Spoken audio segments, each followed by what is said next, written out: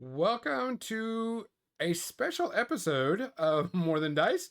If you've been following us along, we've been doing one shots in a world called Next Varen. And not only have I been doing one shots in Next Varen, I've invited some really special guests to the show. They have not played Daggerheart before, complete noobs. If you notice, Mizzy is in the center of the screen. She is holding a spot. We are waiting on another player. If they show up, she will jump out. But she wanted to say, she's awesome. She's going to give encouragement. She's going to be a cheerleader for everybody. She's going to give $1,000 to the first person that can guess her age correctly. And Oh, so go you shut your whore mouth. can. Damn it, Gonzo. But Missy's just here for a place. She's going to be watching chat and everything. But so before we get started and we start talking about the game, and we're going to be building our characters, I want everybody to go around, describe who you are, because you're actually world famous. You have actually interviewed some of the top names in the gaming industry. You have made multi-billion dollars out of the gaming industry, and you actually travel around the world in your own private jet, if I'm correct. Isn't that right, Dave? That is completely correct. We do have the private Badgers jet that was mentioned in a previous stream. Yeah, and yeah, we interview people up and down the globe, doing different things, who are in the TTRPG community, including some actors as well. So all good. But yeah, hi everyone. I'm Dave. I'm Chief Badger over at Band of Badgers.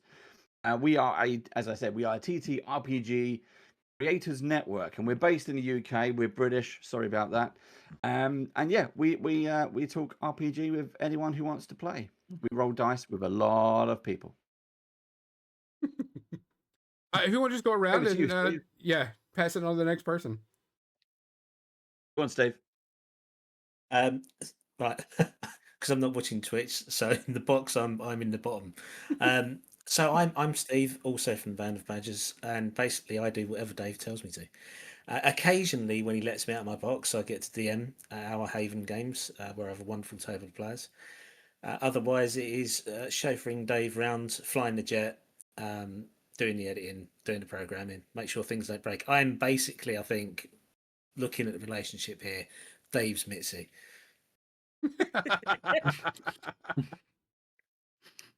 You say damn it, Dave, as well. I He do does say a damn lot. it, Dave, yeah. Right, I So got Nick is the- above me, so I'll pass you the banner, Nick. Hello, my name's Nick. I'm also known as Baron Snowhand. I am one of the Band of Badgers, and best to describe me as the Band of Badgers, I am probably personal security to Mr. Dave. I'm rather tall and intimidating, but very friendly in person, like a beer. Yeah, I mean, weirdly, these guys found me on a street corner and were like, "Do you want to play with us?" I was like, "Oh, sure, why not?" And the rest is history. Pretty much. Over to you, Ben. I sure hope we don't find all the badges on street corners. But anyway, We didn't find you on a street corner. How do you think I paid for the jet? Okay, jets are not cheap. Street corners, a lot of money to be made. I'm Ben. On the grand scheme of things, definitely in this call the newest of the badges, relatively new in the grand scheme of things. Started playing TTRPG because of Dave, not even a year ago now. But I am, because it's within reach, and I have to get it out whenever we do anything. I am the Badger's resident bard musician. I'm going to try and avoid the That's class. amazing. Everyone gets upset with me playing bard all the time. But my local in-person group, we have a bard, and she brings out musical instruments and actually plays them. She's like, "Kick his ass," and we'll play a couple of notes or strings. I do the same. In one of the Badgers sessions, my DM Matt has made he doesn't know yet that this is a grave mistake, but he's made the grave mistake of giving my character a harmonica. I can't play a harmonica. I do own one, and it's going to the next session, and I'm not going to practice. I'm so looking forward to that because Matt loves to one up everything at the Haven because he has the best table set up. You wandering around in the room playing the lute when I get to the top of the stairs, weighed down by about 20 bags. So you playing a harmonica, which has got to be the most annoying musical instrument in the world. Thank you very much for doing that to him. Oh, it'll be glorious.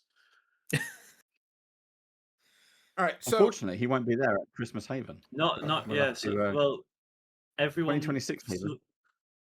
It's a Christmas armistice on the harmonica.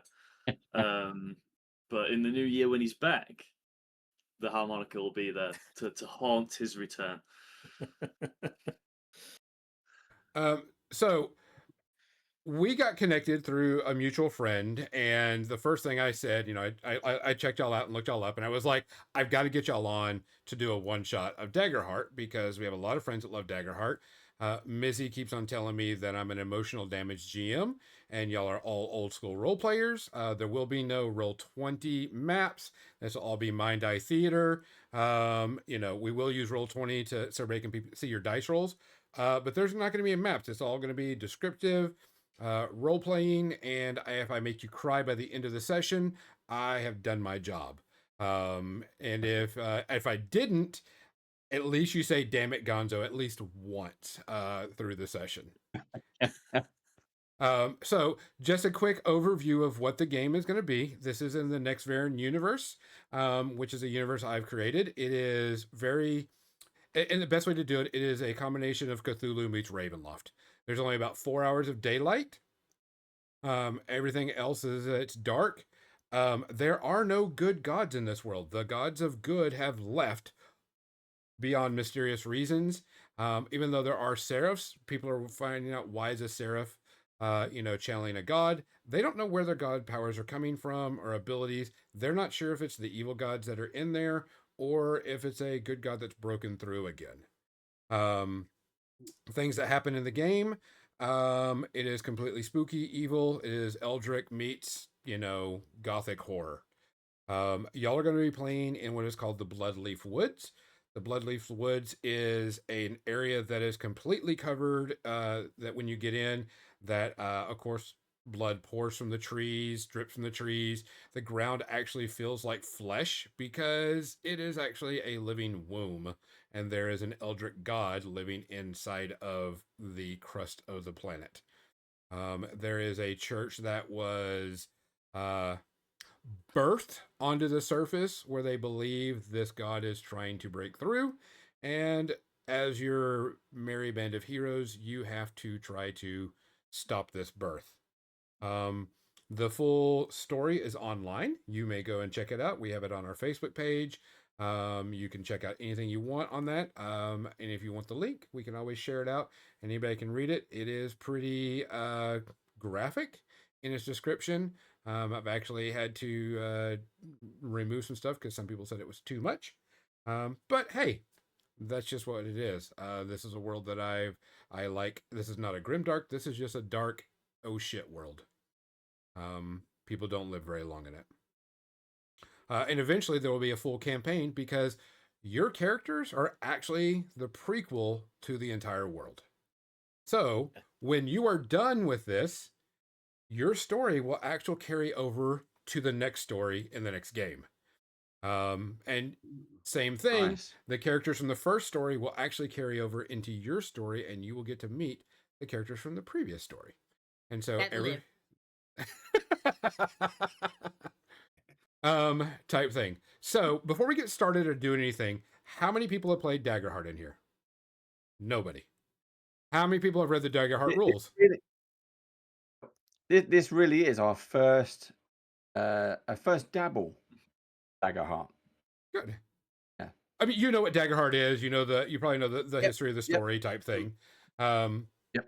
And such. So we will be building our characters in Demiplane. Does everybody have Demiplane open? Yep. Okay. Before we get started, we always want to discuss some session 0 things. I did ask a little bit ahead of stream if there's anything that people do not want in part of the thing. The things that we do not have, the standard sexual assault, those type of things. Anything that is taboo in our world, we don't have it in this world. Doesn't mean that slavery doesn't exist. We're just not going to get into detail. Also, I have one. If you try to sex up another character, you are more than welcome, but we will play boots on the ground. You pretty much you want to hit on a winch and she goes and y'all do your deed. He's like, all right, fade to black, boots on the ground, you wake up, that's how we do it. Don't have a problem with that. I'm just not role playing sex. Don't have it, won't do it, not gonna do it. Has anybody ever I should choose my words carefully. In D&D, has anybody ever role played sex? I actually Correct way to answer that question. I actually was running a vampire campaign, and this guy wanted to role play the sex scene, and I'm like, nope, not doing it. Pans to the net curtain in the window. Yeah, we just call it boots on the ground, make it easy, and good. Which is no problem. There's nothing problem with sex inside a role playing game. We're just not going to role play it, type thing. So, does anybody have anything like that? Oh, look at that, coming in right in. All right, guys, Somebody bye. at the door. Hey, Once he turns on his camera, it should switch over. And I'll There have we to go. switch hey. Matt, I'm so sorry for being late, everyone. I apologise. All right, let me switch a screen. when you're ready, Matt, what we're going to do is a little story of introduce yourself and how you became a badger. The audio just cut out for me there. I apologise. Like, where is that coming from? Dave's Oh, audio he's cut on out for me technical. as well when he was saying that. I caught the end of that. Was that a badger question? I was saying, Matt, when you're ready is to introduce yourself and how you became a badger. Well, yes, hello everyone. My name's Matt.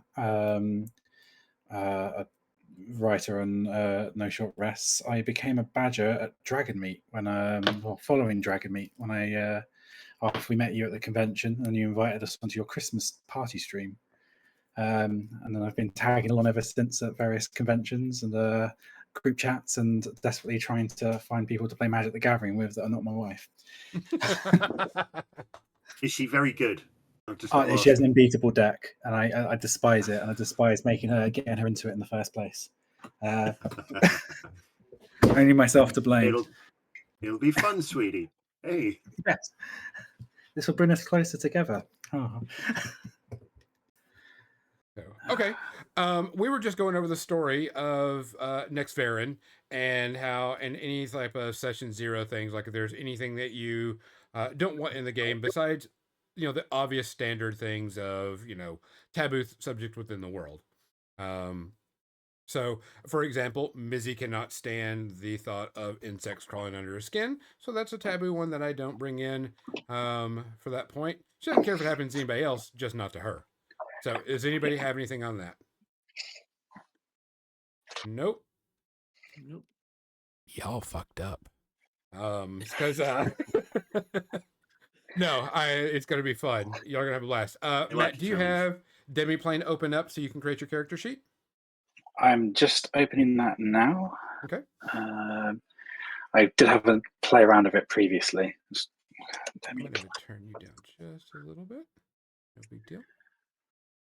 Apologies. Yeah, I just got my headphones working, so it's probably where. Yeah, it's all right. That's the reason why I switch everything. Yeah.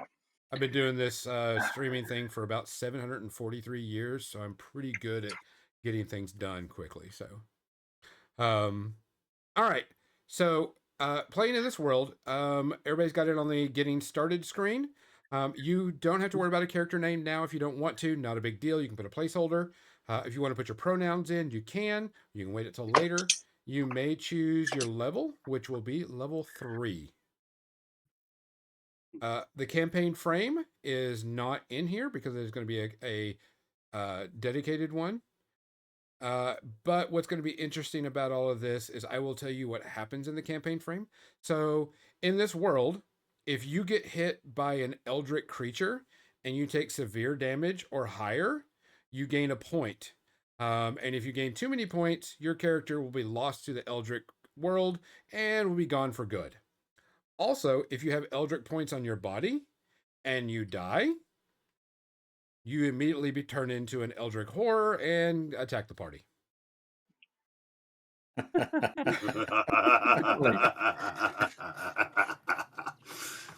So if you don't know about campaign frames, I highly, if you get the book or you have this, you can look at them. Campaign frames are just basically worlds with a little bit of oomph and challenge to it. So there's just something to do it. There is a new book coming out that has a bunch of new campaign frames. One of the campaign frames, I don't know if y'all watch anime, is Delicious in Dungeon. There is a Delicious in Dungeon campaign frame. Yeah, so it's highly looked at. People like it. So we'll do it. If you want to choose your portrait, your avatar, you're more than welcome to do that. And whenever you're ready, you can just click the begin button. Every single class is available to you, even the beta ones. So you may choose. Does anybody have any idea exactly what they want to play now? Because I really want y'all to have, a good, fun, diverse party. Not that you couldn't do all bards or all rogues. It's up to you. It is your campaign. I'm just here to make sure it goes crazy. I have gone with so you don't know this, but all my characters when I actually get to play are called Kingsmen.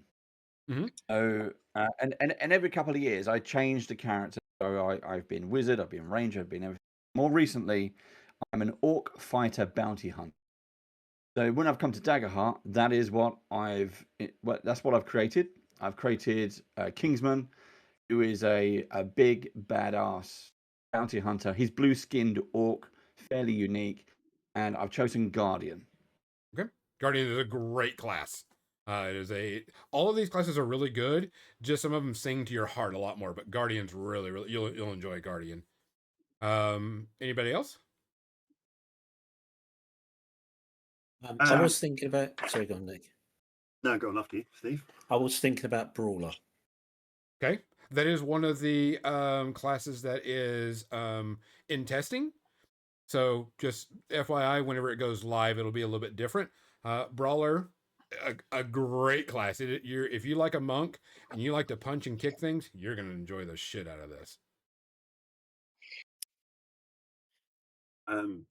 I've heard. Sorry, you already said, but no, I'm going down the bard route because it's something I've never done before. I've done rogues, I've done sorcerers, I've done wizards, but this is one where I'm like, you know what? Let's do something a little bit different. Be the entertainer. Bards are very, very good in this game. All right. Got me sold earlier.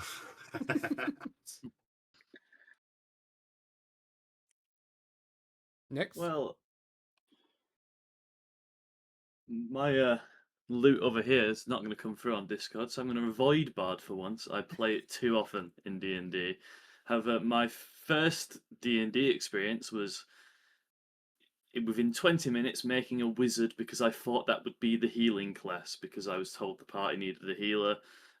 All the stats are wrong. There's no dex, no strength. I picked every single mental stat because I thought a wizard wants all of them. They should be intelligent and wise. That doesn't agree with the maths apparently. So he has been affectionately dubbed Spaghetti Code the Wizard because none of his stats make sense. So I think I'm gonna redemption arc make a wizard that will actually be useful. Wizards are good. Wizards you have a lot of fun then. And our last one? I'm thinking Seraph. Okay. I usually play bards. I like to do a bit of everything. The forever DM in me feels like if I play one class for too long, I get bored and I need to do a bit of everything. So I thought, let's not go for a bard or a roguey character. I just love the artwork of the Seraph and the idea of a legendary weapon class just sounds cool. So I'm going to create a class with you, so I stay with you, and I'm going to go ahead and choose a Blood Hunter. So all you're going to do is you're going to click the class, and then select class, and it'll take you to your next thing, and which is going to be choosing a subclass. This is going to tell you what you're going to be within it. And it'll give you an idea of how you want to play your bard or your whatever. I am actually going to play an Order of the Ghost Slayer because I just wanted to see what this does. You're going to click select, and then you'll click the X in the top right hand corner. If we just want to go around, we'll start with Dave. Dave, what type of subclass are you going to pick? I've chosen Stuart. Want me to tell you what it gives? That way everybody knows. I get Unwavering, which is gain a permanent +1 bonus to my damage threshold. Also get Iron Will, which means when I take physical damage, I can mark an additional armor slot to reduce the severity. So yeah, I'm looking forward to that. Again, Kingsman is someone he does use a shield quite a lot. He will step in front of an arrow. He will step in front of a blade. Save his companion will do that. Yeah, you're really gonna like the Guardian then if that's the style you want to play. There's actually GMs that cringe when they see a Guardian being played because they can take so much damage. Not even funny. So next. I've gone Juggernaut subclass on Brawler. Yeah, you want to tell everybody what you do in case that way you can ring you the idea. So Powerhouse grants me D10s on my attacks instead of D8, so I do more damage. And I also can target 2 creatures within melee range with a single attack. It also grants me the Overwhelm ability, which means on a successful attack I can spend a hope and force a target to to mark a stress, or I can throw them to close range, or throw them within close range. Sorry. Question on that, Steve. When you said you do a target but hit 2 targets in one go, so like you do a spin kick and went. Oh no, I'm I'm picturing Juggernaut as I'm the Hulk. Ah, right, okay. So this is Hulk smash. Ample. There will be the fastball special at some point if we can tag team. Nice. All right. Anybody else? So, yep. So I have. So with my bard, I have looked at it, and I'm going for the wordsmith. So looking at that, and I can use the rousing speech that I can rouse all with a lovely words. I can basically get for all my allies. I can clear 2 stress, and Heart of a Poet. After you make an action roll, you can impress, persuade, or offend someone, and spend a hope to add a D4 to that roll. Next.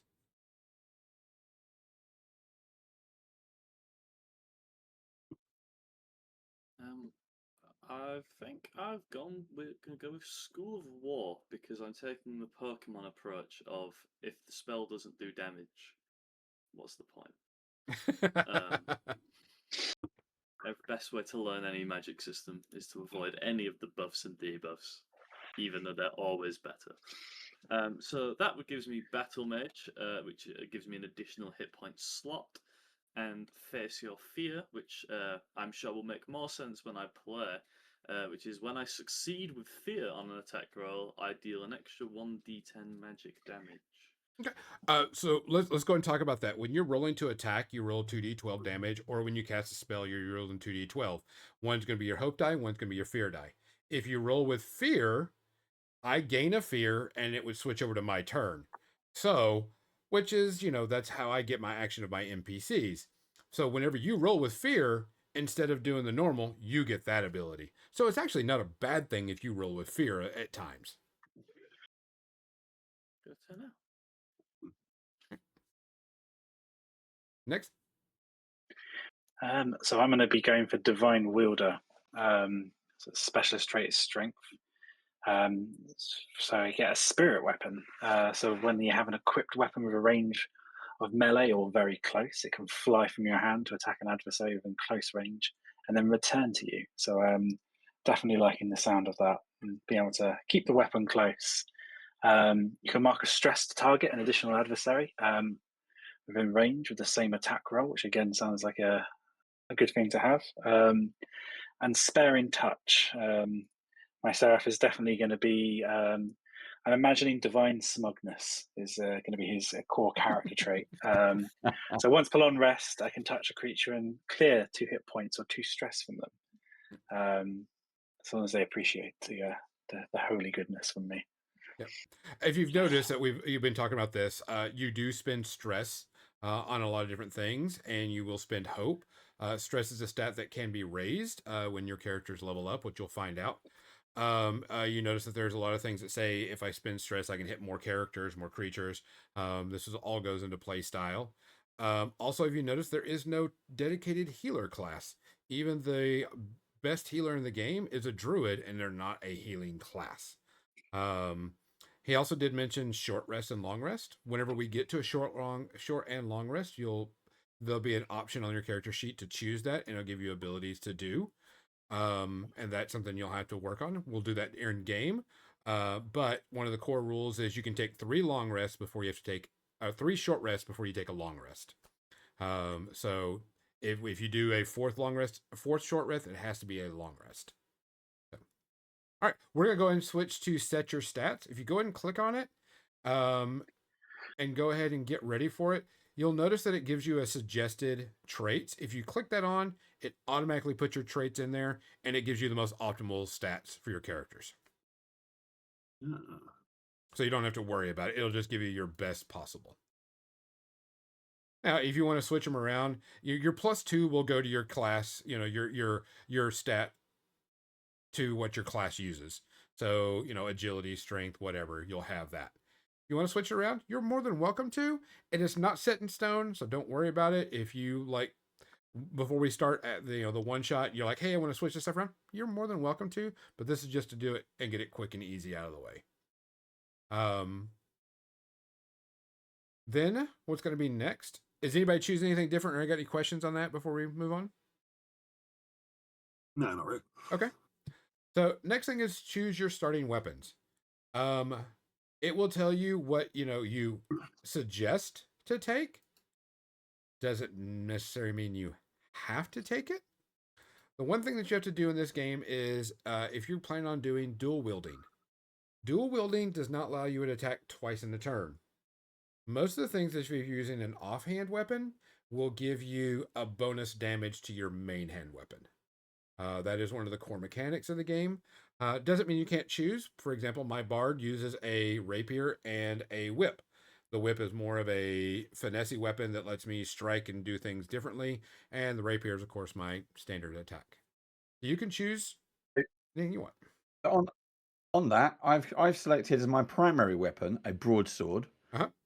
Because that looked quite nice. And then a secondary weapon, I've chosen the grappler. If you don't know what that is, imagine Lobo's hook from DC Comics. It's a hook on a chain. I'll wrap around my arm. Yes, that's what I'm going for. Okay, and you're allowed to choose whatever you want. Of course, some weapons are better geared for your class. Because what you roll to hit with will depend pretty much. Yep. And it is all up to you.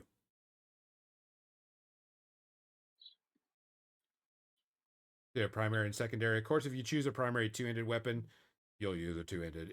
It'll take up both of your slots.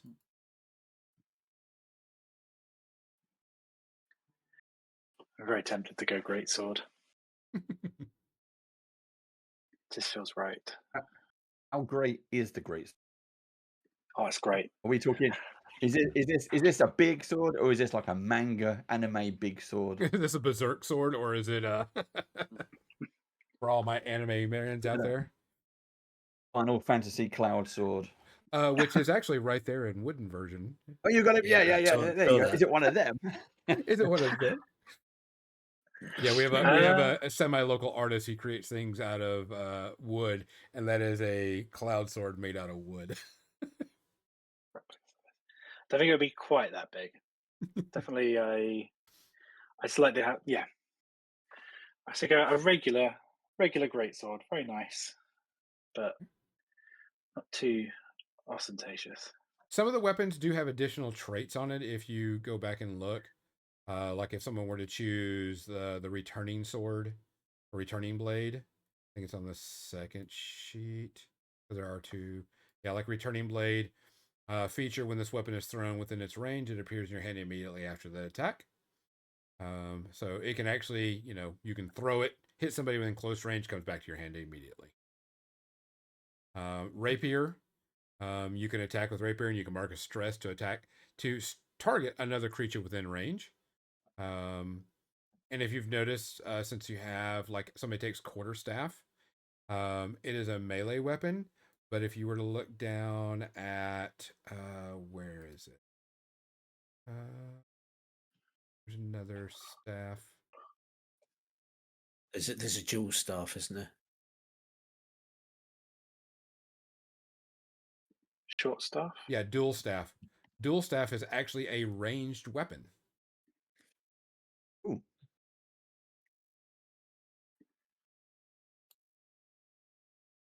And then there's like arcane gauntlets. But, as you were playing the brawler, they do better without weapons in their hands. Yes. Yeah.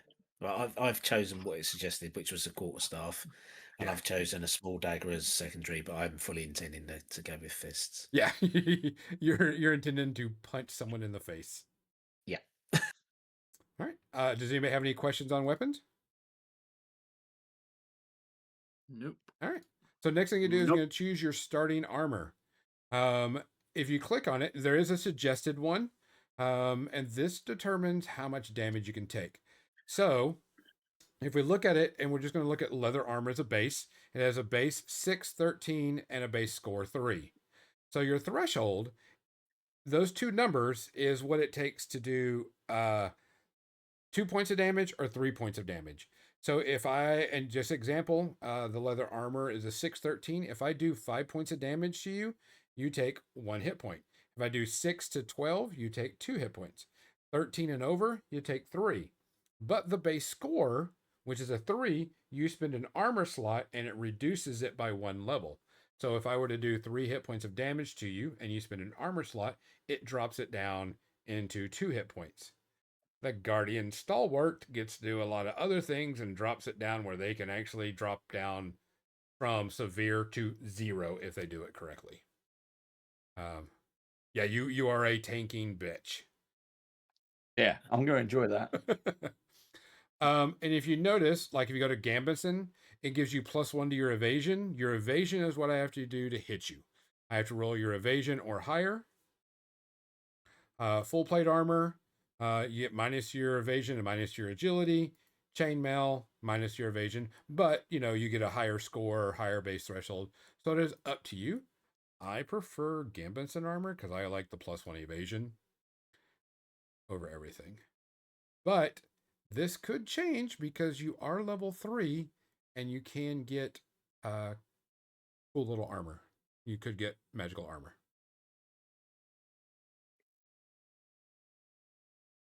Any questions on that?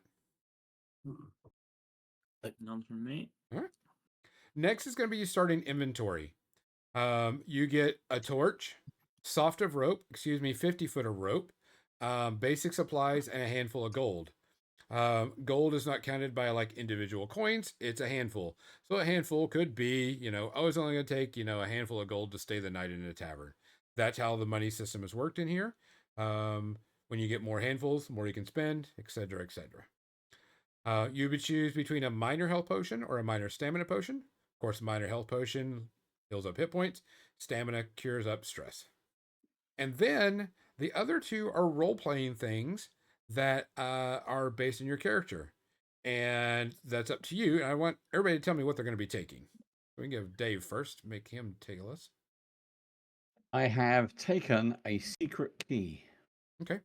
And that is a role play thing for me that you and I would get together and go, what is your secret key? And you can say, hey, I'll leave it up to you, Gonzo. I'm like, okay, then I will use that, and do whatever.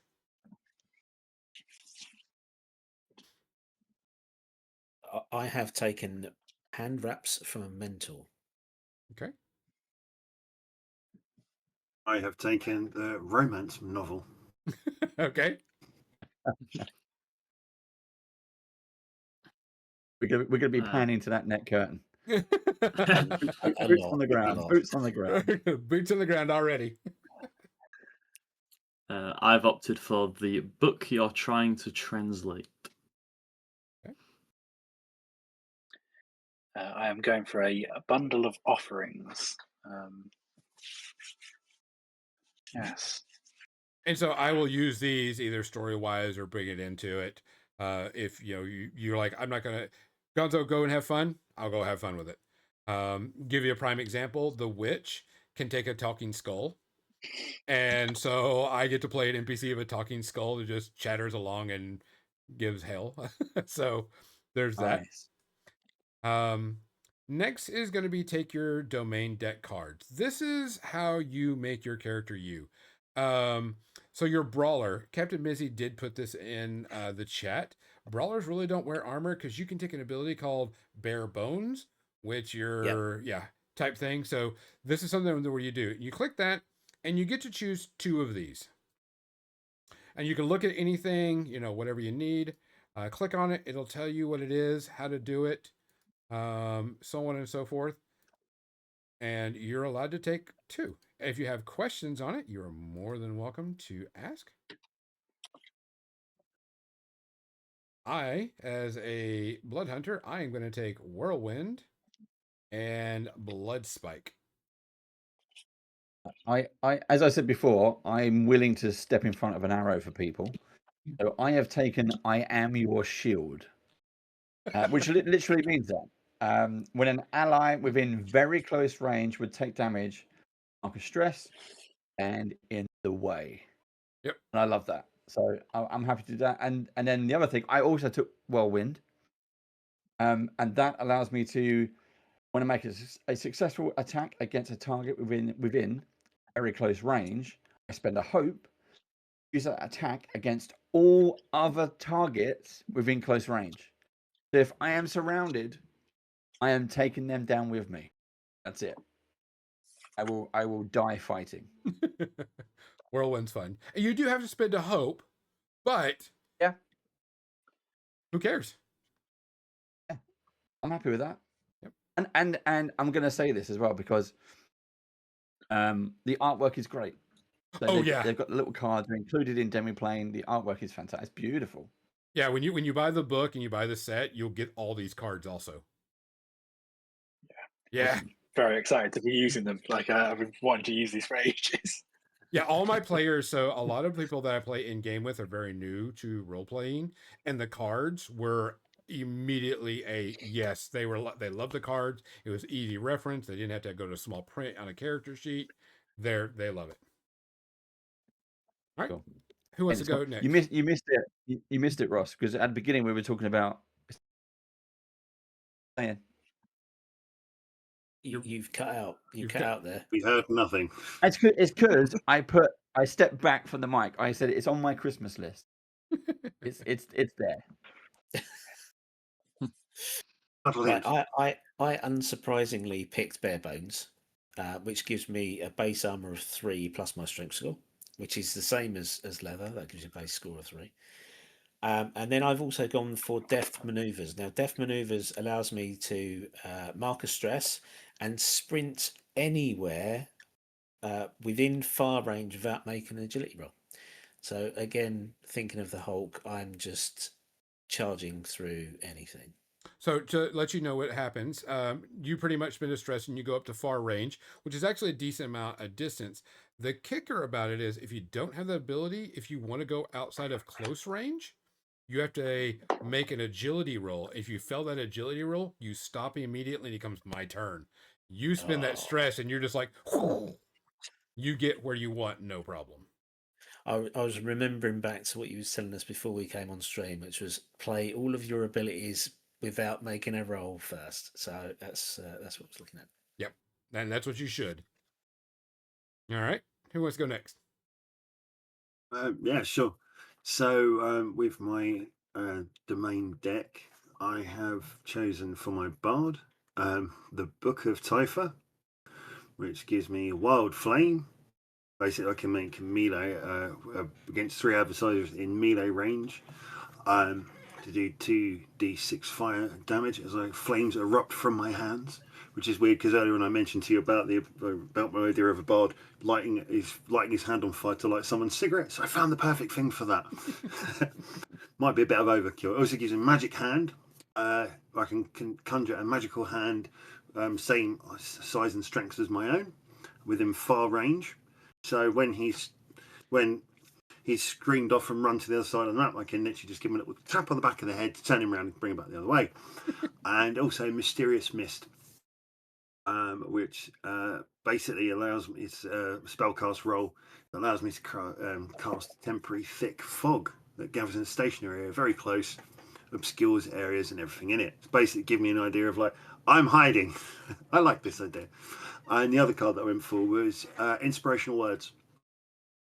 So I can use my speech as a power, as I'm a wordsmith, to effectively clear stress or hit points or give hope to my allies. So yeah, looking at both of these as being things that I can use. Yeah, and you can do all 3. Oh, so I can literally, it's that's fantastic. So I can literally, you're looking so funny enough. He's just used the stress to storm across the map, and as he goes past, I can use my magic hand to slap him and take away his stress. Go get him, Tiger! Clap. Like it. Ideas are forming. Yep. Who wants to go next? I can go next. I guess I wanted to make sure the party had some supportive elements, and harkening back to Spaghetti Code Wizard the First was supposed to be a healer, even though Wizard is not a healing class in D&D. I didn't know at the time. So I've gone with Mending Touch, which is essentially lay on hands to some extent. Allows me to use 2 hope to clear a hit point or a stress on someone. And then Reassurance, which is once per rest, I can allow someone to re-roll something, which could come in handy. Yep. And I like gambling. That could come in handy considering how bad Dave can roll sometimes. Well, look, we're doing digital dice as well. It's doubly bad. Doubly We're bad. screwed. This said the people that are watching know us and digital dice never ends well. All right. And our Seraph. Yes. Well, no, I've also gone for Reassurance for similar reasons, just in case. And I've gone for Forceful Push as well. Just feels like it's fitting for a Seraph to be able to reassure the party and lead by pushing enemies away to be easier to hit. All right. Since everybody's taken everything, you're going to click Heritage. And Heritage is choosing pretty much your basis. If you go to Ancestry is, if you want to play a giant, a dwarf, a goblin, a halfling, a gnome, everything is allowed in here. Even the whatever is completely allowed. I do not care. And you get benefits and bonuses depending on who and what you are. So you may choose whatever you want. If anybody has already suggested or already got what they want, you speak up, go for it. For me, again, Kingsman, this is my blue-skinned orc. I don't know if there's any differences to Daggerheart orcs to other, D&D orcs and everything. So I've gone with that. It all looks good. What does an orc do? So for orcs in Daggerheart, we have Sturdy. So when you have 1 hit point remaining, attacks against you have disadvantage. I am a hard fucker to knock down. I very regularly stay down, which is the main thing. I also have Tusks. So when you succeed on an attack against a target within melee range, spend a hope to gore the target with my Tusks. Yep. So pretty much what it is whenever you're down to 1 hit point, I roll 2d20 and take the lowest of the 2. Good. I enjoy that. That sounds good. There was only one thing on the list that was singing to me, and it was the Earthkin. Earthkin are descended from Earth elementals. They are humanoids whose bodies are a combination of flesh and earth. It gives me stone skin, which grants me a +1 bonus to my armor score and damage thresholds. And this is the kicker, I am immovable. While my feet are touching the ground, you cannot be lifted or moved against your will. So yeah, I've gone with Earthkin. Nice. That is one of So- the anything that's listed as the Void, by the way, are their beta classes, which will be finalized when the new Hope and Fear book comes out. But for fun, who cares? Yeah. It's going to be fun. So I myself have gone for a goblin. Because all you know, the best bards in the world are goblins. Yes, so we all know what goblins are, so I don't really need to describe what goblin is. But what I get as being a goblin is sure-footed. So I ignore disadvantage on agility rolls. Mhm. And the other thing which I really like about them is danger sense. So once basically per rest, I can mark a stress to force an adversary to re-roll an attack against me or an ally within very close range, which I really like the idea of. You throw saying cat me, I'm like, no, roll, try again. Which I really like. This It's not pleases just me. you; it's your ally also that's in close. I like range. that too. Yeah. Although as a bard, I mean, I'm sure I'll be saving people around me, but only when they're within close range. If they've run off to the other side, they're in far range, it might be difficult. We'll see what happens.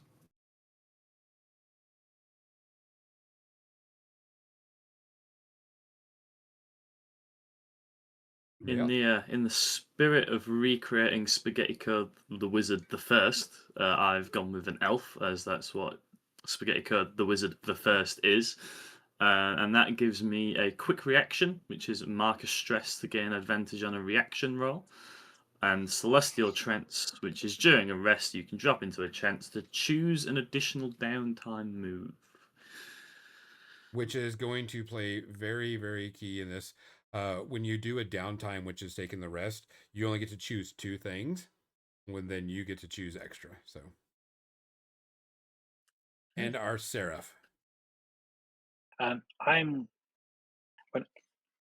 really boring with my characters, and I always like playing humans. I like being the human in the fantasy realm. So I've gone for human in this to see how it goes. So it sounds very useful. Again, an additional stress slot for character creation, which sounds like it's going to be very useful. And when you fail a roll that utilizes one of your experiences, you can mark a stress to re-roll. So I like the sound of that tying into sort of the character backstory and being able to reference that in a mechanic from what I understand of it. So I like the sound of that. And we'll go over experiences coming up, and it'll make a little bit more sense. The next thing is choosing your community. Your community is exact where you come from, and there are bonuses to that. So if you know exactly what you want to do, what you want to do, you're more than welcome to do that. So for Kingsman, in D&D, he comes from the mountain range. It's the Frost Peaks and stuff. So I've gone with Frostborn because it sounds like his homeland. And with that, he gets hardy. So once per rest, I can help an ally traverse difficult terrain without spending. Again, I can hold out my arm, bring a companion with me. Yeah.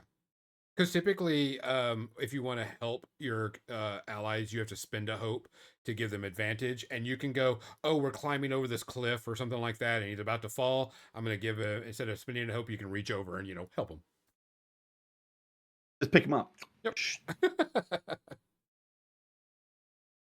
Throw the goblin on the other side of the mountain. Yeah. Yeet the goblin. Yeah. I've gone with Reachborn, which is the mountain peaks are my home. That gives me steady, so I have advantage on rolls to traverse dangerous cliffs and ledges, navigate harsh environments, and use your survival knowledge.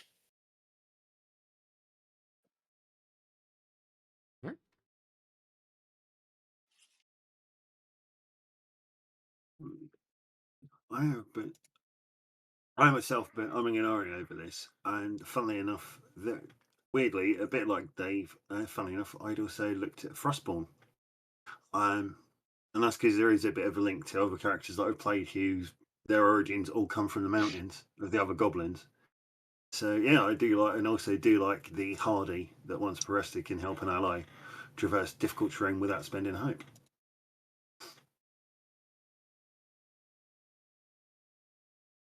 So there may even be some link between me and our estranged friend. And you'll fill that link out pretty soon too.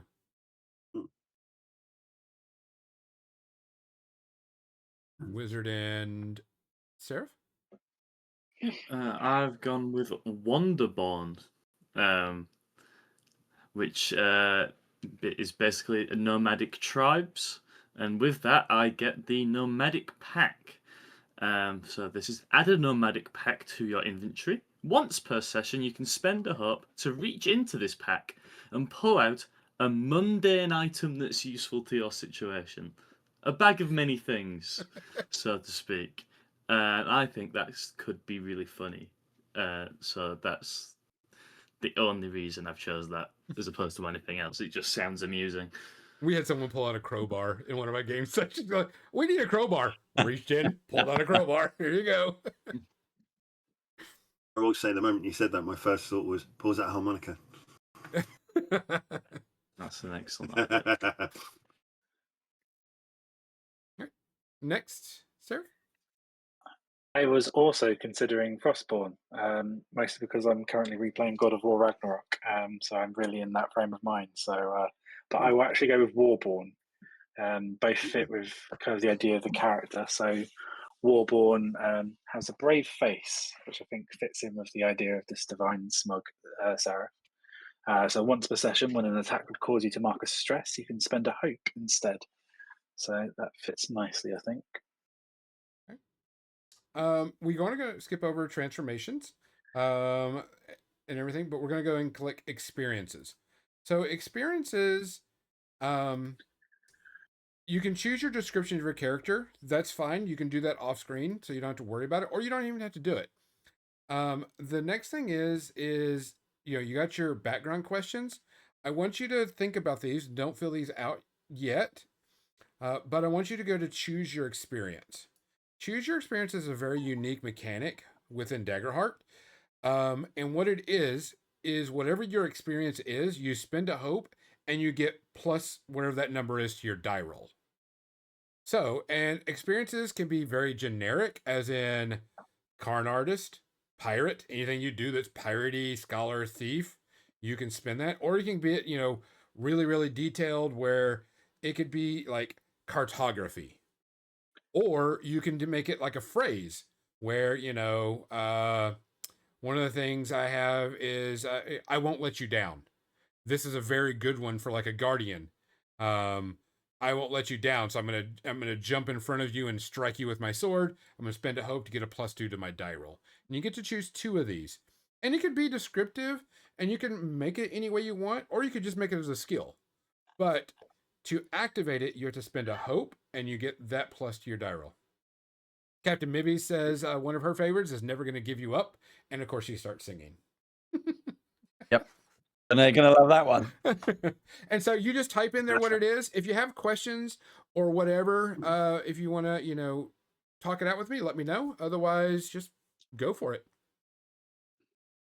So pretty much they can be anything we kind of want that fits with our character. So like they can be like a quote that we would say in a moment. And yeah. Like my bard, one of my bard is, I think you can have a better price than that, sir. And it's for whenever I barter, I can use that to help me barter.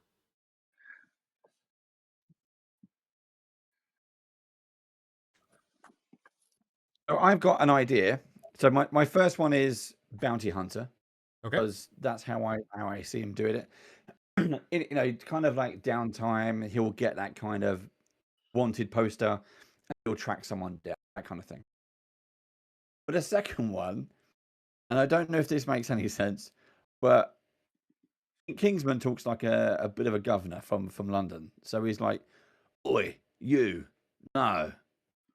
So but that he uses as his intimidation. Okay, so you could probably put like a bracket intimidation on that anytime you try to intimidate or whatever. I want to go back to your bounty hunter one. How would you use that in a roll? Like to find someone on a wanted poster, find any of that type of stuff? I think it comes down to, so I'm a big fan of rangers most of the time. So it comes back to tracking my prey. It doesn't matter if it's someone who's gone against the law or an animal in the wild, the forest. The idea is that you can't get away. Okay. He will always be dogging you. That's the wrong thing to say. He will always be tracking you down. Gotcha. All right.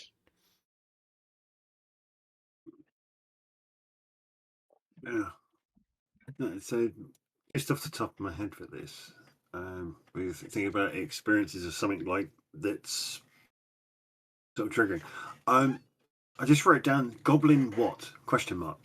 And basically because of my character is a goblin bard who's very sort of clean, proud, and stuff like that. It's sort of like the ticking fuse thing. If someone turns around and mentions goblin or the fact that I am a goblin, and next goblin, excuse me, and next sort of thinking it's like in sort of because it's almost along the lines of sort of like a sort of a rage thing where it's like what the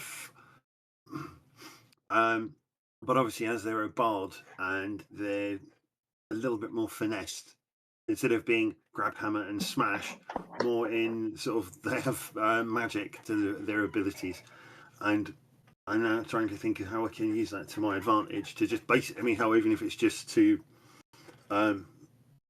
argue, barter something.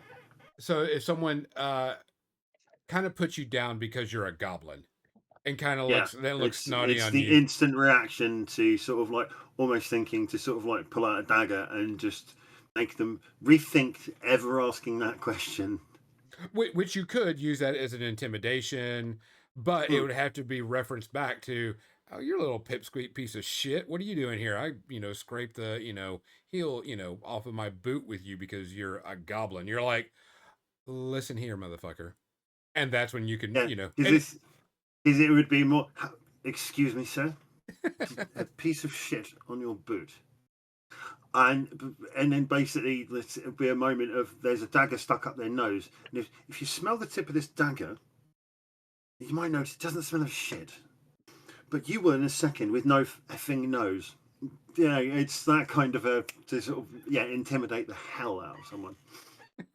Yeah, so pretty much you can definitely only gonna be a use trigger that for if it. someone references your goblin as It's lesser specifically human. it's an basically yes, it's an anti. I'm very pro goblin, and we will not have any anti goblin speech. Thank you very much. He's generally calm. This idea of him being generally calm, relaxed, very suave and sophisticated. Okay. Oh look, it's a goblin. 1 second, madam, I'll be with you in just a sec. Violence incurs, and then coming, just dealing with them and making them look like an idiot, and then coming back. I'm so sorry about that. You had to experience that. What's that dripping from the ceiling? I have no idea. And what's your second one? That's the thing is, I'm just ironing and ahhing about that. Because a little part of me, because just in looking at background descriptions, there's a little part of me I was thinking about con artist. Con artist is where this is just it's one of those kind of things to basically, he's a goblin, but at the same time he's a goblin who does really like the finer things in life, but at the same time there is a little bit of he has to be persuasive, and to me the con artist, someone like that, has that kind of it's not all a con artist is someone, it's the this is the greatest deal you've ever seen. I've got selling snow to a snowman, to an Eskimo, that kind of thing. And perfectly fine. Fits the bard perfectly. Anybody else? Brilliant. Yeah, I'm pretty sure I have mine. So I've started the first one. Fairly generic for a wizard, but it's not going to do me any wrong. Is I've gone with scholar. It's just that you're a wizard. Yep. But then I thought I could possibly exploit a little synergy here and make my background a bit more powerful, a bit more powerful than it already is. So obviously I have the Nomad pack, which I can get a mundane item out of. So my phrase for my second experience is, "I've got just the thing." To which I Oh, I can, like that. we have a problem. "I've got just the thing." Comes out the Nomad pack, and that's a cheeky +2 to the roll with the subsequent item.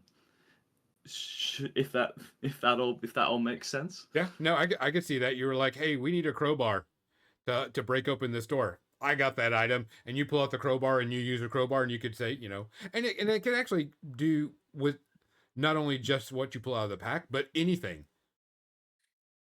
Yeah, it doesn't have to be the pack related. Just Yep. I've got just the thing, and it's a fireball. Yep, that works. Sometimes the fireball is just the thing you need. Like I said, I didn't ask how big Very the room true. was.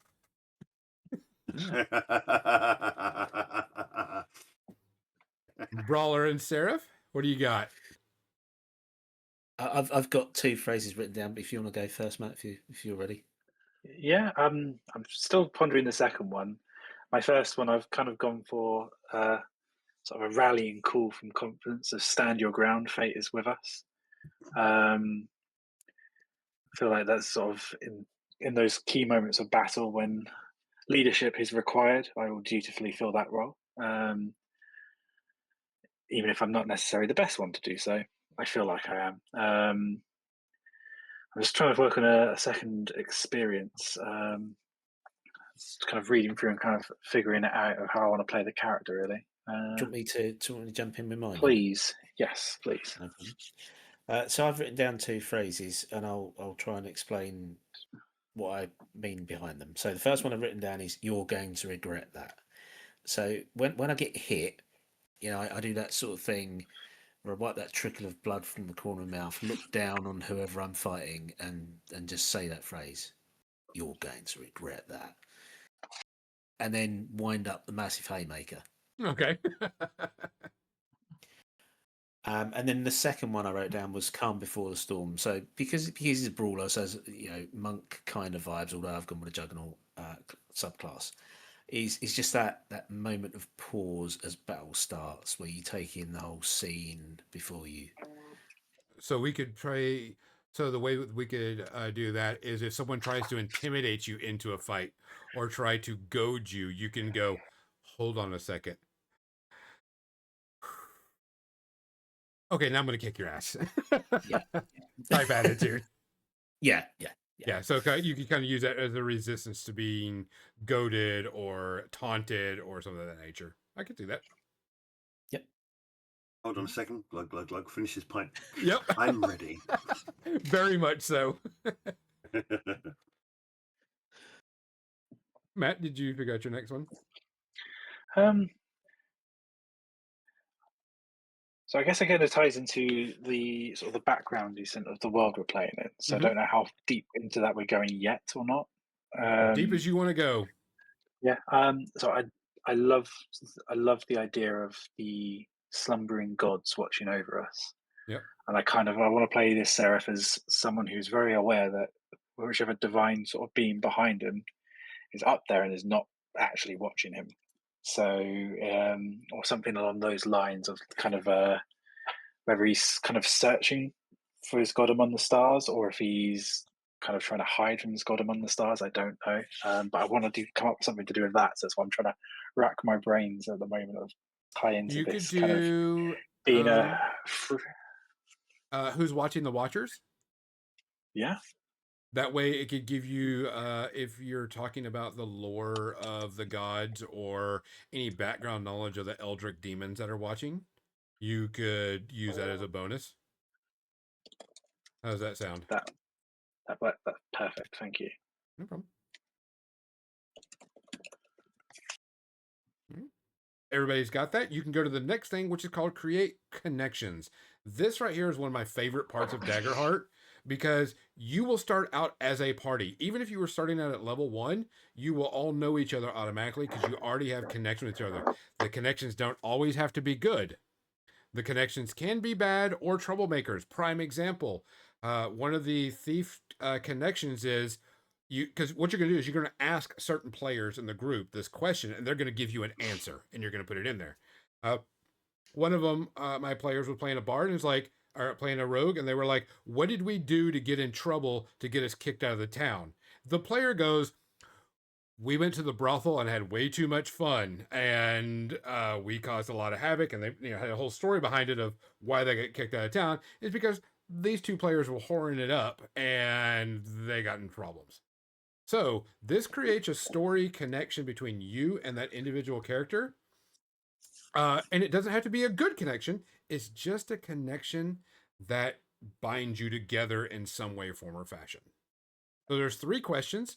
We'll start with Dave, since Dave is, always ready and always willing. What you're going to do is you're going to choose a player, ask them that question, and they're going to give you that answer. Okay. So thinking about what Nick said earlier, that we come from the same part of the world. That's how we may know each other. So I'm going to give to you, Nick. I had an idea in my head, but I'm going to ask you, how did I save your life first time? How did you save my life first time around? Well, having a wonderful time entertaining people with my glorious words, as you do when you're a bard. And unfortunately, someone took offense to the fact that his betrothed was infatuated with the goblin in the bar. And for once, my usual senses of being aware that someone is about to do me a great deal of harm were slightly off kilter, should we say, because there may have been some incredibly strong local home-brewed mead being served, which I had to try. So I was effectively 3 to the wind and unaware that someone was about to literally stab me in the middle of the back, and you just kind of just the first I knew about it was the guy flying, obviously being a goblin. I'm not very tall, but the first I knew about it was literally this guy flying over my head and hitting a wall. And weirdly, things like that do sober you up. It's like things like that sober you up. It's what? And you're just standing there, effectively holding the dagger this guy was about to say my best. My first thought was, what the I thought you were about to attack me or something. And there was a small argument, altercation. I may have set you on fire just a smidge. But we got it sorted out really quickly because other people no, he wasn't. He didn't try to. It wasn't him. It was that guy who's the smear on the wall. He was going to stab you. He just stepped in and just belted him. You obviously just spun round to it and like, what a fuck, and So I've always been slightly apologetic. I accidentally set you on fire the first time you saved my life. You are. I owe you my life. Which is very hard for me to say. That's all right. I'll take it. And also I do try and, because you are a bit rough when you talk, we say, and obviously you're not as well spoken as your little goblin friend, which I do think does confuse some people, because genuinely when they meet us, they think you're the one that should be, oh, hello, how you doing? And I should be one going, oh, mate, how's it going? Yeah. So it freaks people out a little bit that there's a very well-spoken dwarf and a rather taller gentleman who is not quite as well-spoken, or basically, South London villain. All good. Yeah. Should I pick someone for all of the connections? Yeah, you choose everybody. Just choose a different person for each one. I was going to say, because Dave asked me a question, should I pick one of mine and ask that of one of the others? That's fine. As long as we get all the questions taken care of, that's fine. Okay. Want to do one at a time? Yeah, we'll do it like that. If you like, we can do it like a pass the parcel. Okay. Go ahead. You're up next. My one's definitely going to have to be to Steve, because of his character is like a Hulk. And when you have a giant hulking character and you have a really small character, there's always say a little back and forth, friendly. And so, Steve, I'm going to ask you, what do I do that annoys you?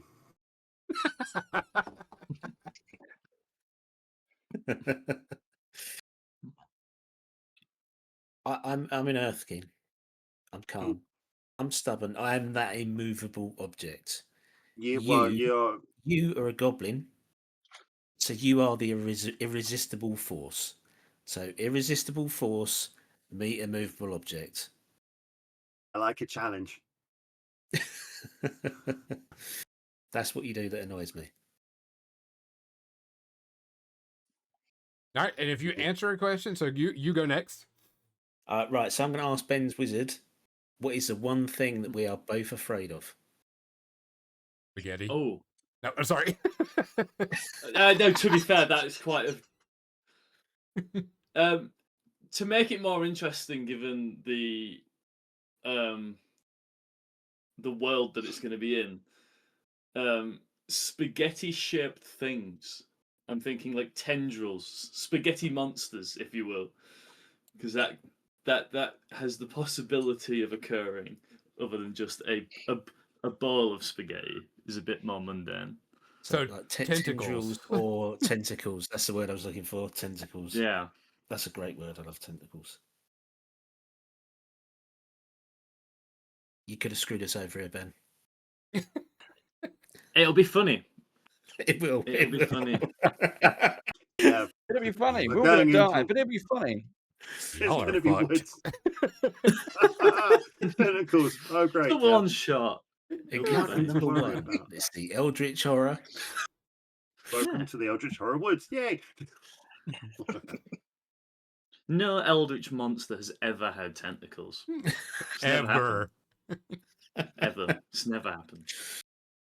It's a totally Single new one. idea. We'll see where Yeah. we'll see if it rolls. So I guess my question next. I will be asking this one feels guardian appropriate, so it'll go to Dave. Which is the question I've been given: is what favour have I asked of you that you're not sure you can fulfil?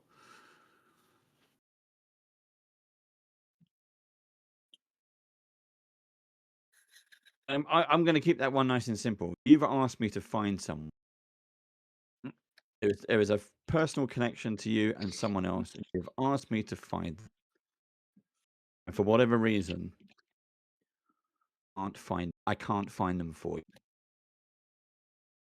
Or rather, it's not I can't find them. I won't. Ooh, that one is a lot more interesting. Let's go to Matt. Let Matt answer one or ask one question. So my question is, I'm going to give it to, as I was surprised to be asked it by our hulking friend of a brawler. What promise did he make me agree to should you die on the battlefield? So before you answer that, I'm going to tell you what happens when you die in Daggerheart, since you've never played. When you get to 0 hit points in Daggerheart, you have choices to make.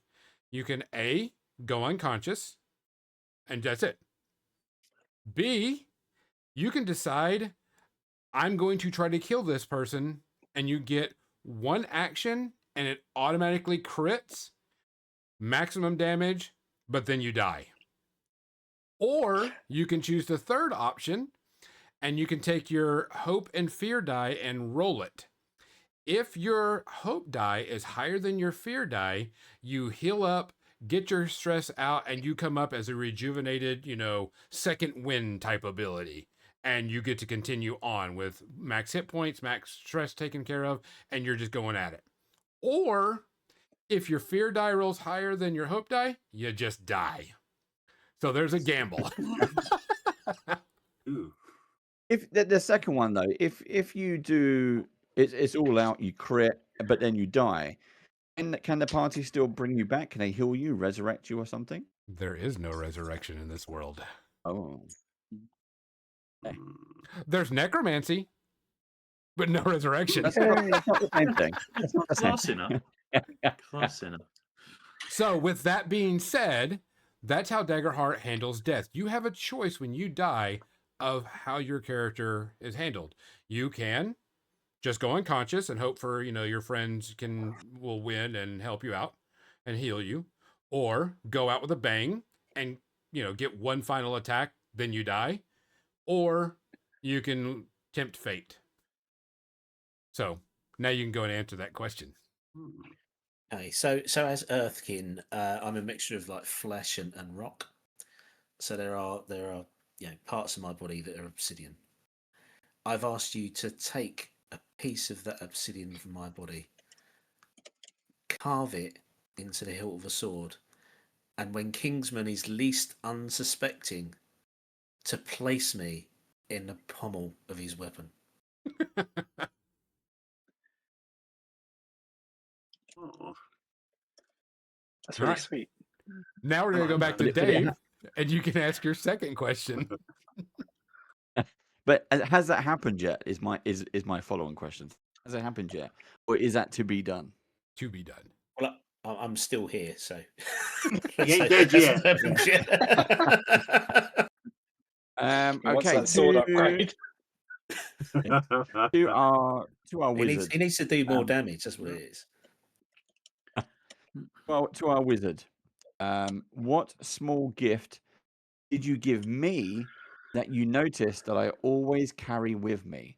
Steve, that could have been yours. That could have been But- mine, yeah. Oh, No, I'm not doing it.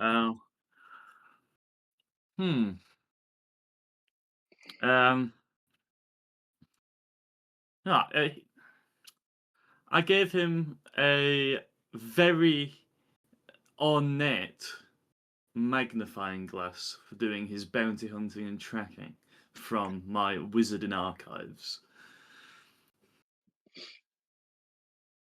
I like it.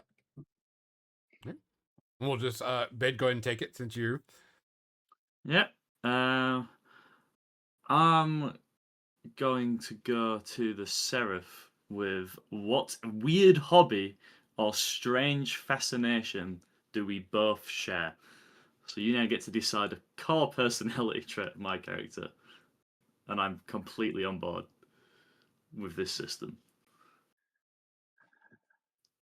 Just going to quickly look at the world background again, just to get some ideas.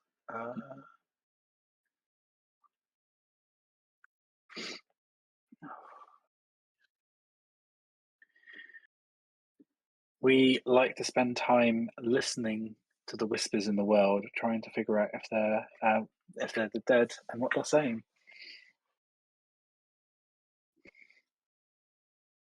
So pretty much, y'all two are walking down the street and everything, and Yeah. y'all two stop and go, "You hear that?" And everybody's like, Yeah. "These fuckers are crazy." Yeah. Yep. No, there's definitely been dead for 16 turns. Yeah, no, they're much younger than that. So that's clearly the voice of a deceased tree. No. Kind of imagining that's the weird. Yeah, that's her. All right, Matt, go ahead with yours then. I'm going to ask our bard. Why do you ask me so many questions about my god? Why do I ask so many questions about your god? I'm curious, because you have a god, but it seems like they're not really listening, and I do ask questions, I'm trying to work out, do they actually talk back? Do they favour you? Are they ignoring you, or do they exist at all? I'm intrigued. I want to know. Are they a figment of your imagination, like the voices you guys seem to hear when we're walking down the road? And it's like, the guys ask me questions. Yeah, he's talking to God again, isn't he? Yeah, it's this. Yeah, they're hearing voices we're not hearing. I'm intrigued. Are you crazy or are you not crazy? And you are very enlightened. And then that does make this tiny, slightly shallow part of me that if you are right and there is this all-powerful God, can they make sure that I'm looked after or something? When I finally shuffle off this coil, many moons in the future. because I may have done one or two shady things over the years that I'm not proud of.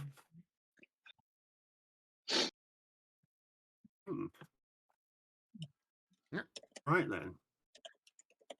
You are next. Oh. Well, this one is gonna have to be for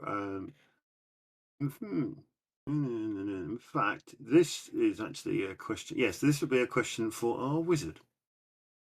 Why do you grab my hand at night? Um, I'm intrigued. oh, Wake up! What? just Someone's got. I guess going to up? This attach way, it's more actually of like these. Yeah, to attach There's a- more of these together. I'm just freaking out at the dead people's voices that I'm imagining. Yeah. Just Yeah, constantly. Goblin wakes up with his arm like this, like going "Why insane. does my arm ache? Why are you holding my hand? It's the voices. Because of the voices. It's the voice. It's always the voices. All right. Brawler. So this one's going to be for the Seraph, please, and it's: I rely on you for something important during our travels together. What is it, and how do you feel about it? You were an Earthkin, weren't you? I was, yeah. Oh, I am. Yeah, I am. I am. Yes, you still are. You haven't passed Yes, yet. you haven't carved me up into a No, yes. I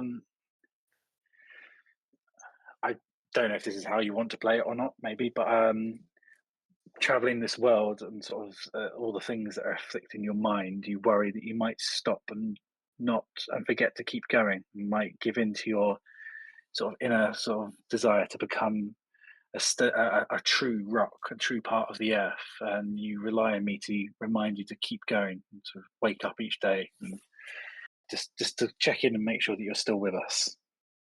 Cool. Oh, that's a bit deep, that one.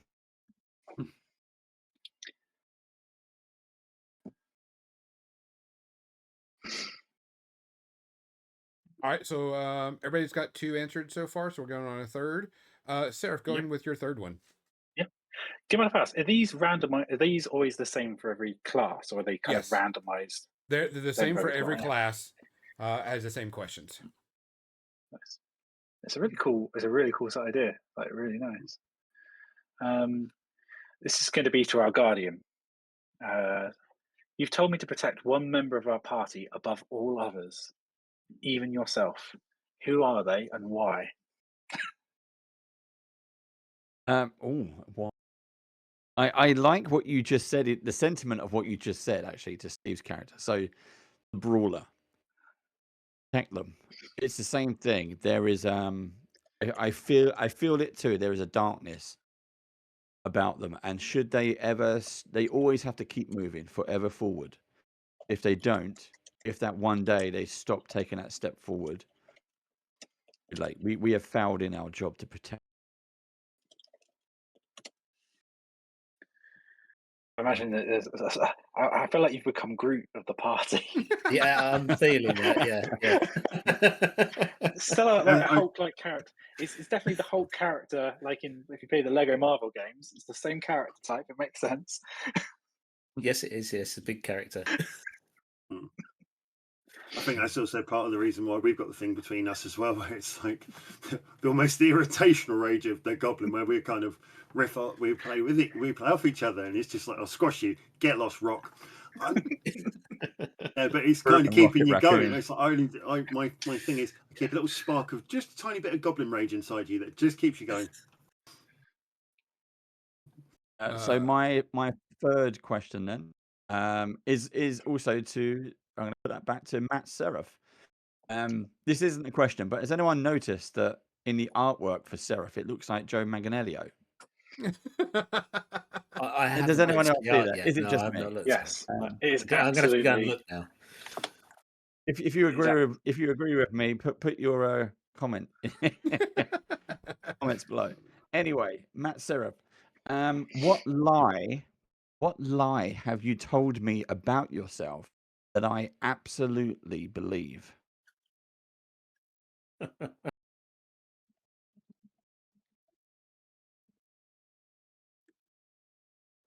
Give you an example. My I bard am convinced the orc that my bard is actually cursed, and the whole world thinks I'm the greatest bard in the world, but he thinks I'm the worst bard in the entire world. And so anytime I perform, he's like, "Can't y'all hear that? He's shit. He's horrible." So it can be anything.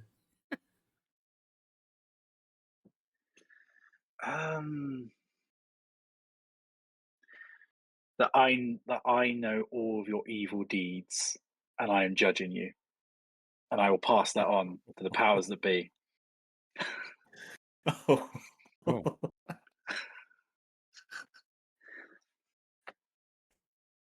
It would be judged. Yeah, it just whenever you're doing something dodgy, I'm just there, like watching, like Just getting your on right notebook up out. to God. Yeah. It's losing points for this. This is coming up in your next performance review with God. All right, who do we need? Goblin? Yeah. Your third one? Ooh, now here am I going. I've already asked the question. Okay, well, this is have to be to.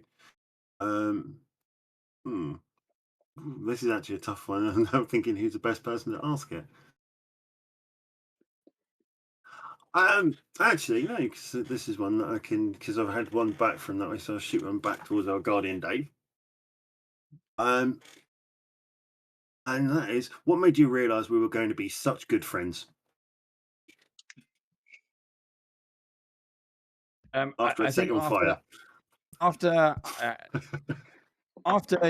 how often and how profusely you try to apologize after setting me on fire, just a little bit, and I still have that scar, by the way, of the slight burn mark.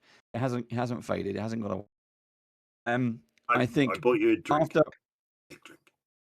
after our exploits from leaving the mountain, traveling to wherever we've traveled to, I think you like getting can't help but get into trouble. Just small trouble. I'm always banging, and it keeps things moving. Yeah, I don't go out of my way to get into trouble. This trouble Trouble finds you. Yeah. Find me, yeah, and then trip over me, and then think I trip them, and then throw a punch, and then you step in and punch them, and then I set them on fire. You know, it's the usual stuff.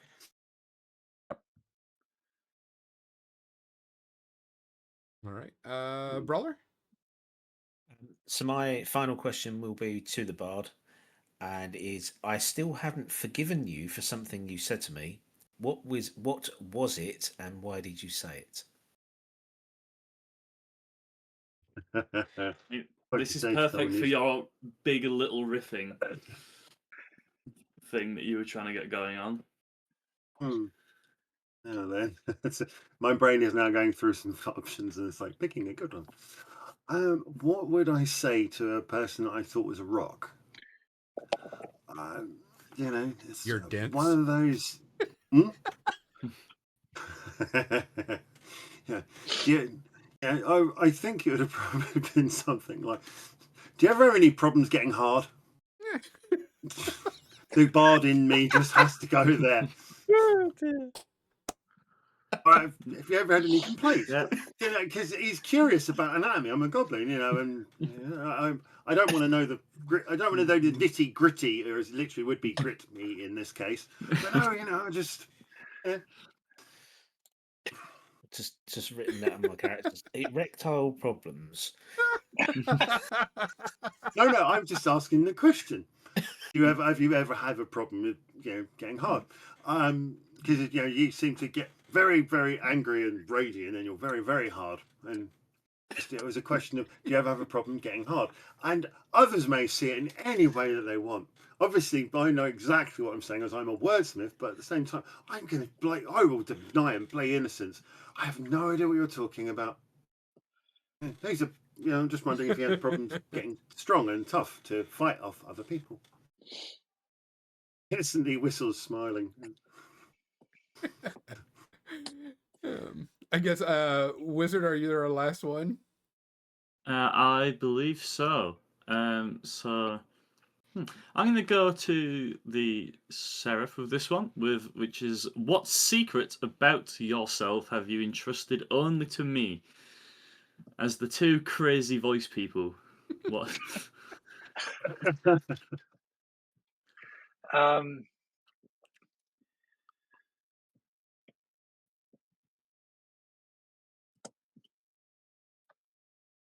For all the voices we hear, the one voice I don't hear is the voice of my God. Oh, that's a good one. That is a good one. Now, is it like one of those? Your call is very important to us. One of our receptions will get back to you as soon as possible. Please try praying again later. So, typically, if we were making first level characters, that would be the end of character creation. But since y'all are playing third levels, you go down to the bottom and you can click level up. And what that does is take you to level 2. You get 4 choices on level 2. You have to create a new experience. You can create that after this to give you a little bit of time. And so we'll skip that for now, but you have your level up options and you have your choose a domain deck. Your level up options are pretty straightforward. You can increase a trait by +1, so strength, dex, whatever you want. You can gain a hit point slot. You can gain a stress slot. You can increase your experiences by +1, one of them, or +1 bonus to 2 experiences. You can choose an additional domain card, or you can gain a permanent +1 bonus to your evasion. Now, there are things in this that you only get to choose once per tier. You're only going to be tier 2 anyway, so it's not that big of a deal. If it was a campaign, I would worry a bit more about it, but that's up to you. And then the last one is you get to choose a domain card. Now, as me, when I level up, I go to choose my domain card first. So in case I want to choose a secondary domain card, I've already looked at that and don't have to go back. But that is up to you on how you want to do it.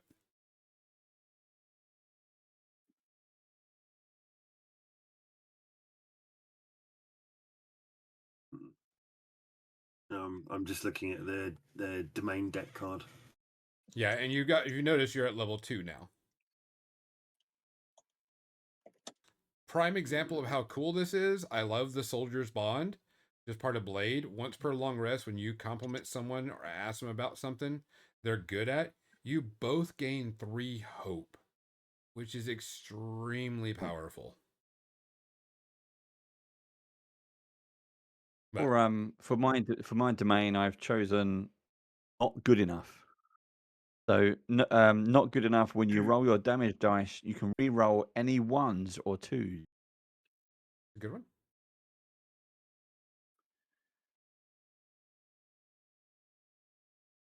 Did you choose your other level up options that you wanted to choose? Level up options, I have gone with gain a HP slot and increase evasion, which means I permanently gain a +1 bonus to my evasion. Yep. Which are always good. And then I did do another create experience as well. I went with Captain America. I can do this all day. So I will stand and fight and keep fighting till I made a Guardian. Actually, I made a Seraph that uses the thrown weapon, but he's a Clank, which is a robot, and uses 2 shields. So he throws shields. And so he's got pretty much the same experience. I can do this all day. And he throws a shield and he just takes damage. And so yeah, I made a Clank robot that throws shields and dual wield shields. Bard, do you have any choices on your first one for level 2?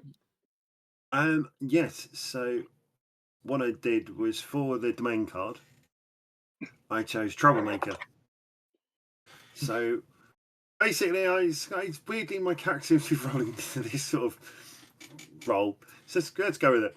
So when you taunt or provoke a target within fire range, make a persistence roll against them once per rest. On a success, roll a number of d4s equal to your proficiency. The target must then make a stress equal to the highest result rolled. Which is really good. When you drop the stress, or you give a monster or a thing a stress, they usually use stress to power abilities. You can actually shut down a monster right off the bat if you roll high enough.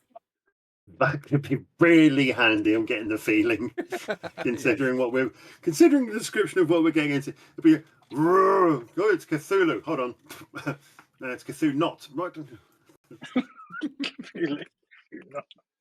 I like this idea. And what did you choose as your level up options?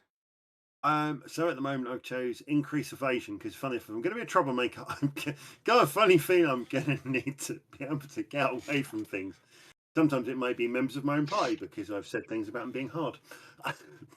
So increased evasion is definitely going to be one for that. And then yes, I will probably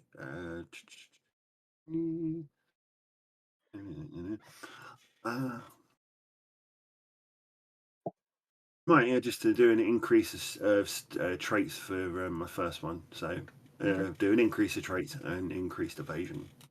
All right. Now I can have a look at the stuff for the level 3. Yeah, go ahead and start looking at your level 3s once but we'll come back to that. I want to get level 2s out of the way. Brawler, what'd you choose for your level 2? So for my experience, I've done map maker. So I'm thinking, being an earthkin, being in tune with the earth, feeling the magnetic ley lines.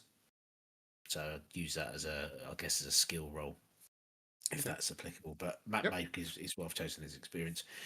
For the level up options, I've gone on the first one. I chose an additional domain card, so I've chosen Body Basher, which means I put the full force of my whole body into every blow, allowing me to add my strength score to any damage rolls. And again, leaning hard into strength and being the Hulk. For my second option, I've chosen to increase trait, and I've chosen to increase my strength. Okay. Seraph? Sorry. So- The other domain card I chose was Ferocity. What does that do? So Ferocity allows me to, when you cause an adversary to mark 1 or more hit points, I can spend 2 hope to increase my evasion by the number of hit points they marked. So if they mark 3, you would get plus 3 to your evasion. Correct. Yeah. All right. Seraph? So for my career experience, I kind of played on what we just came up with our questions. I've gone with I know what you did, which is, I'm guessing, kind of like almost like an intimidation of supposed divine knowledge, which I may or may not actually know. For the level up options, I chose to increase my increase traits, so increase my strength and instinct up, and I decided to go for a second domain card. So I've chosen two domain cards because I couldn't decide one to stick with. So I've gone for Body Basher, which is an ability you use your full force of your body in a fight. On a successful attack using a weapon with a melee range, gain a bonus to your damage roll equal to your strength. And then I also went, again, playing on our sort of questions we asked each other, final words. You can infuse a corpse with a moment of life to speak with it. So I can make a special spellcast roll on an success with hope. The corpse answers up to 3 questions. On a success with fear, the corpse answers 1 question. The corpse answers truthfully, but it can't impart information it didn't know in life. On a failure, or once the corpse has finished answering your questions, that body turns to dust.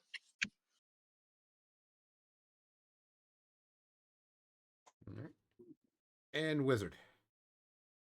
All right, level up options. I'll start with the domain card that I've chose, which is I've kind of, just because I started speccing the more supportive stuff to begin with, I've carried that on. I've taken one called Healing Hands, which is make a spellcast roll on a target creature other than yourself within melee range. On a success mark a stress to clear 2 hit points, or clear 2 stress on a target. On a failure, mark a stress to clear a hit point or a stress on the target. You can't heal the same target again until your next long rest.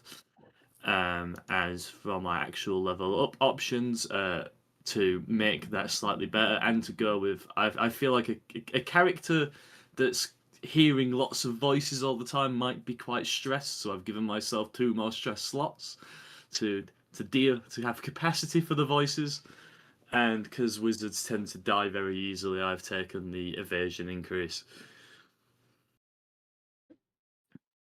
Now we can go to level 3. We'll start with Dave on that. Okay, so for level 3, I've gone with level up options of increasing my strength. So I increased my strength, and I reduced my knowledge, or increased my knowledge, because it was a -1, so I've put it up to 0. Gotcha. And then my domain deck, again, thinking about what the situation I'm hopefully going to get into, I've picked Get Back Up. And Get Back Up means that when I take severe damage, I can mark a stress to reduce the severity by 1 threshold.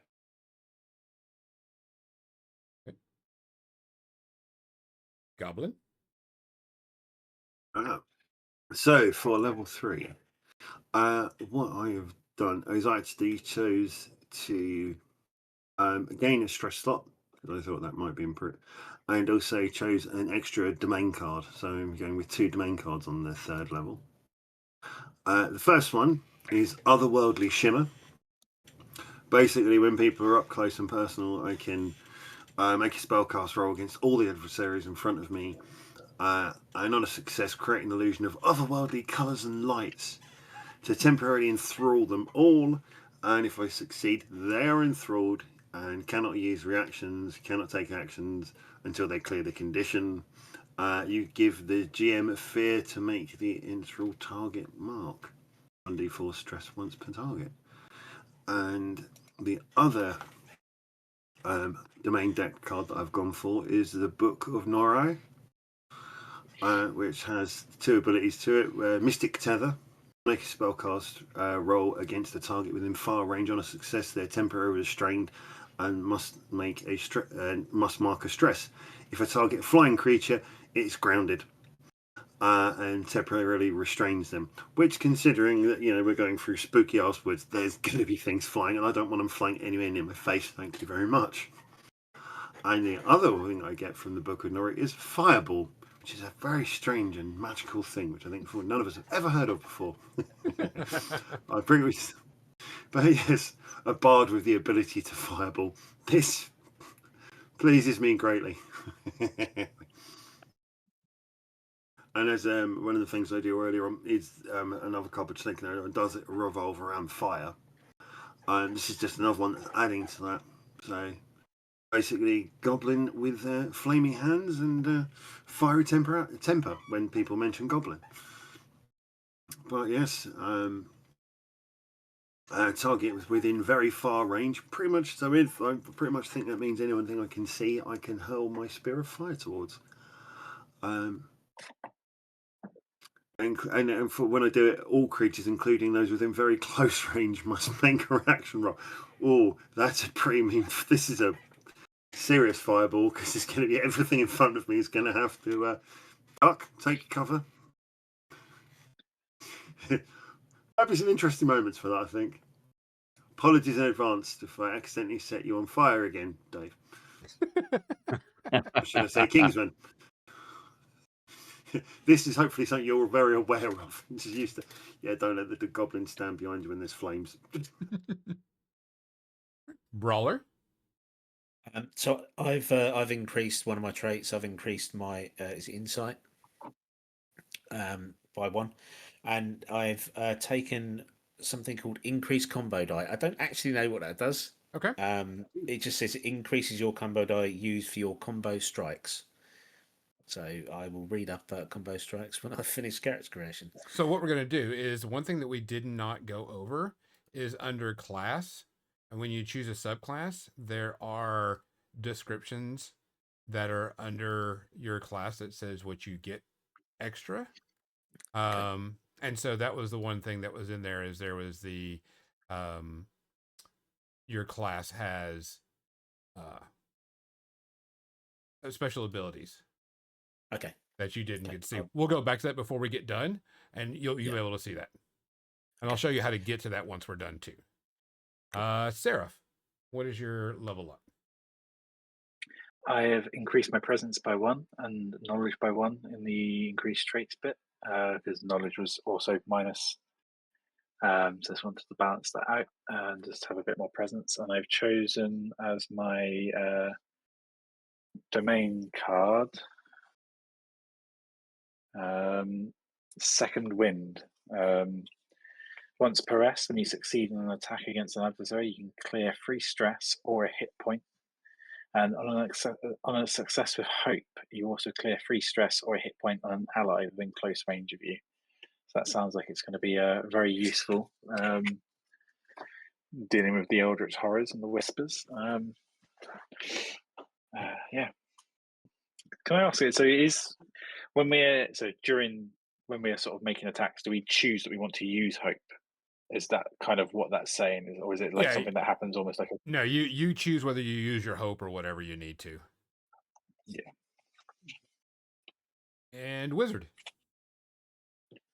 So for level 3, I've given myself an extra HP slot. One of the stress slots that I mentioned last time must have been in that level up as well. And what is a wizard without fireball? So I've taken the Book of Norai, so that I have fireball. Oh dear God. What's worse than 1 friendly fireball? 2 friendly fireball You, me, in the same turn. Crossfire. Get them all. Could be a short stream, the next one. Could be a very quick TPK. So pretty much everybody's leveled up and got everything. So you're going to click the button that says character sheet at the very bottom. And when you do that, it's going to take you to your character sheet. And one of the things that we didn't go over, which you're going to want to talk about on here, is the thing listed under features. You usually have about 2 to 3 things under there that you can talk about. And if our guardian would like to tell the unique hope feature and the class features, that way you can kind of tell everybody what you can do. Okay, so in under features, I have Guardian Hope, which is a unique hope feature. Frontline tank, spend 3 hope to clear 2 armor slots. Don't know what these means yet, but that sounds good. Whenever you take damage, you can mark an armor slot to reduce the damage. You spend 3 hope, and you can erase 2 of those, so you get 2 of your armor slots back. Cool. Guardian class feature is Unstoppable. Once per long rest, you can become unstoppable. You gain an unstoppable die. At level 1, your unstoppable die is a D4. You place it on your character sheet in the space provided, starting with the 1 value facing up. After you make a damage roll, it deals 1 or more hit points to a target. Increase the unstoppable die value by 1. It does a whole different lot of things. You reduce the severity of physical damage by 1. You add the current value of unstoppable die to your damage roll. It can't be restrained, and I can't be made vulnerable. That's pretty cool. You become unstoppable. Yep. It also lists the stalwart subclass. We've got Unwavering, Iron Will. We've been over these before. Mm-hmm. And that's it. So it's Guardian Hope and Guardian. Let's go Goblin, Bard, if you look at your features. Yeah, so Bard Hope. It's called Make a Scene. I love the sound of this. Spend 3 hope to temporarily distract a target within close range, giving them a -2 penalty to their difficulty. I can imagine that's been used in a tavern or two. Or distract someone while a certain Kingsman, who is completely unstoppable, just removes their head. What? It's over. I have no idea how that happened. Always happy to help out a friend. And as for my class feature is Rally. So once per session, I get to describe how I rally the party and give not only myself but each of you a rally die. At level 1, your rally die is a D6. PC can spend their rally die to roll it, adding the result to their action roll, reaction roll, damage roll, or to clear a number of stresses equal to the result. At the end of each session, all unspent rally clear all unspent rally die. Happy days. So that's an interesting that I can give a rousing speech and help everybody in my party. Brawler. Like it. So my unique hope feature is called Staggering Strike. I can spend 3 hope when you succeed on an attack to temporarily stagger your target and force them to mark a stress. While staggered, they have disadvantage on attack rolls. So that's pretty good. The class feature, first class feature, is called I Am the Weapon. So while I don't have equipped weapons, I gain a +1 bonus to evasion. My unarmed strikes are considered a melee weapon, and I can use a trait of my choice for that attack. And I deal D8 plus D6 physical damage using my proficiency. And then here is the combo strikes part. So after making a damage roll with a melee weapon, but before dealing that damage to the target, mark a stress to start a combo strike. When you do, roll your combo die and note its value.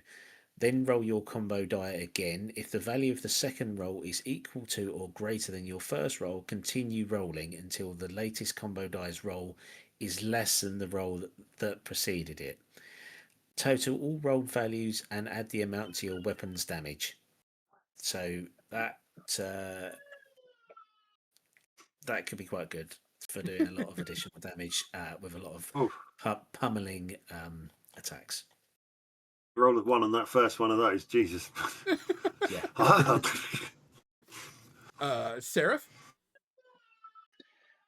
So I have my unique hope feature is life support. Spend 3 hope to clear a hit point on an ally within close range. I expect to use a lot with 2 fireballs going off. I then have the class feature of prayer dice. So at the beginning of each session, roll a number of d4s equal to my subclass's spellcast trait and place them on my character sheet in the space provided. So these are the prayer dice. You can spend any number of prayer dice to aid yourself or an ally within far range. I can use these to spend dice value to reduce incoming damage, add to a roll's result after the roll is made, or gain hope equal to the result. At the end of each session, clear all unspent dice.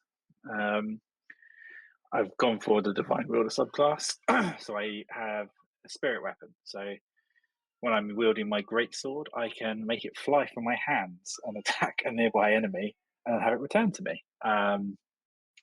It also gives me, I can mark a stress to target an additional adversary within range of that same attack roll. So it is a very swooshy greatsword flying around. I've also got Sparing Touch as part of my Divine Wielder. So once per long rest, I can touch a creature and clear 2 hit points or 2 stress from them. So give a bit of a heart-to-heart when needed. And our wizard. So my wizard unique hope feature is called Not This Time.